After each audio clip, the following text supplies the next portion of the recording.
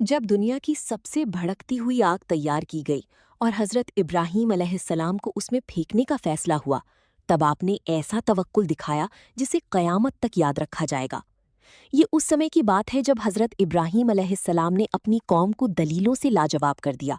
उन्होंने साबित कर दिया कि पत्थर के बुत ना किसी को फायदा पहुंचा सकते हैं और ना नुकसान।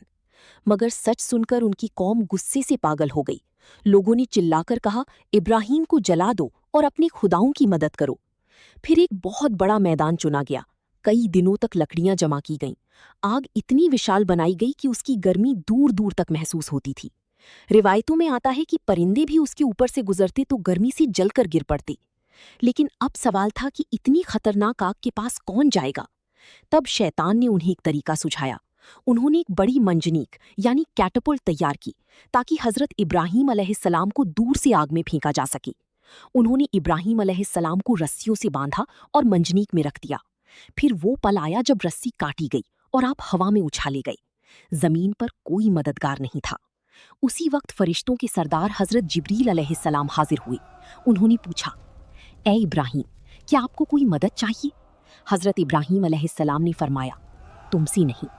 और फिर आपने वो अल्फाज कही जो तवक्कुल की सबसे बड़ी मिसाल बन गई, हस्बुनल्लाहु व निअमल वकील, यानी मेरे लिए अल्लाह ही काफी है और वही सबसे बेहतरीन कारसाज है। अभी आप आग तक पहुंची भी नहीं थी कि अल्लाह की रहमत जोश में आ गई। अल्लाह ताला ने आग को हुक्म दिया, ए आग, इब्राहीम पर ठंडी और सलामती वाली बन जा।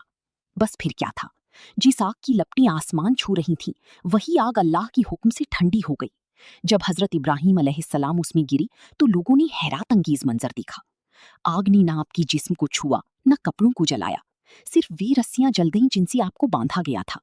हजरत इब्राहीम अलैहिस्सलाम आग के बीच ऐसे बैठी थी जैसे किसी सुकून भरी बाग में हो।